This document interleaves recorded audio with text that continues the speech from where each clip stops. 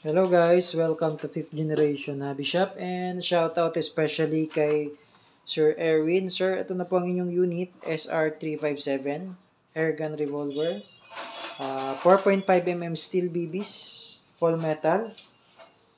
Yan, full metal BV Revolver. For airgun siya. This is a 6 inches barrel. Ayan, ang bigat niya. SR357. Subukan natin timbangin, no, kung ilang kilo ito. Okay? Subukan natin timbangin, sir, kung ilang kilo, no? Yan. 1.10. Yan. So, isang kilo siya may higit. Yan. 1.10.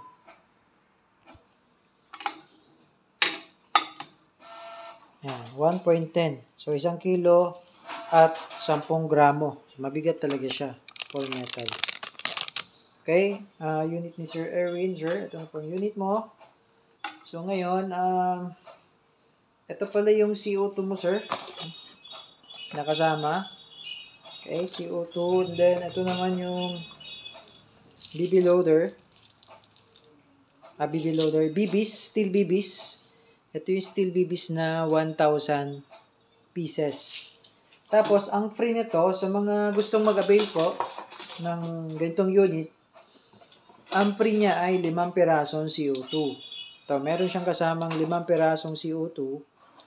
Yan, ESG na CO2, 5 piraso. Tapos, meron siyang kasamang 1,000 shots. Ito po yung mga freebies niya.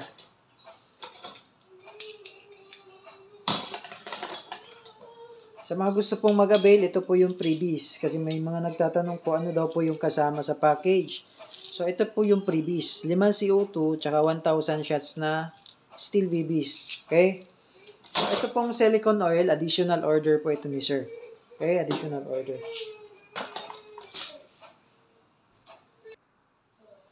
Paglalagay po ng silicone oil, sir, dito lang, no? Lalagyan na natin ng silicone oil para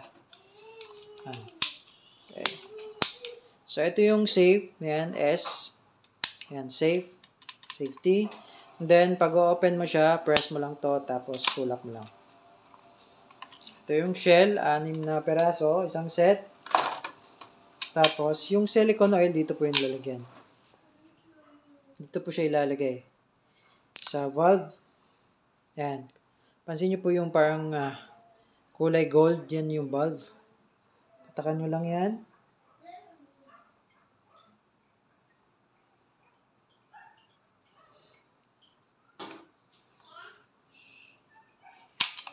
Tapos, dito naman. Yung may makikita kayo dyan kulay green. Yan. Patakan nyo lang din yan.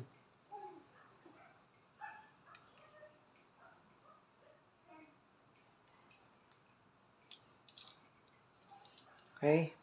And then, bago kayo maglagay ng CO2, patakan nyo tong tip. Ito. Yung tip niyan, patakan nyo siya. Maglalagay ng CO2, slide nyo lang tong cover. Tapos, luwagan nyo. Tapos, lagyan nyo lang ng silicone oil tong tip. Yan. Bago mo siya ilalagay doon para masil yung ating mga o-ring sa loob. Pagkapasok, pagkasalpak, saktong salpak na, higpitan mo lang ng konti. Yan. Once mahigpit na siya, so kailangan bilisan nyo yung paghigpit, sir, no? Medyo mahigpit na yan, tapos bilisan nyo. Kasi pagka medyo mabagal ang paghigpit, pwedeng sumingaw yan doon. Pag nabutas na yan, pwedeng lumabas na lang agad yung hangin kapag maluwag. So, kailangan mabilis. Yun. Kailangan mabilis po. Ayun, mahigpit na siya. Click lang natin yung cover. Ayan. And then, ito yung kanya steel BBs. Bakasan ko lang ng ilang piraso.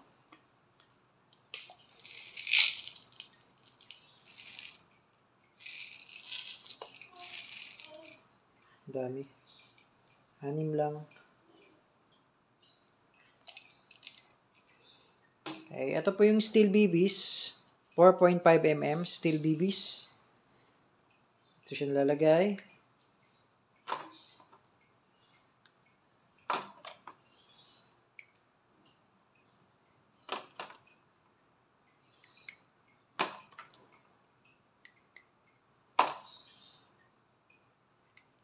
Yan, and then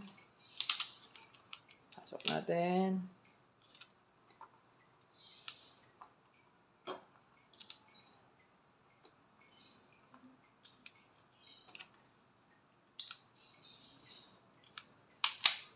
Okay, ready to fire for safety. Save ko muna. Kukuha lang ako ng eye protection.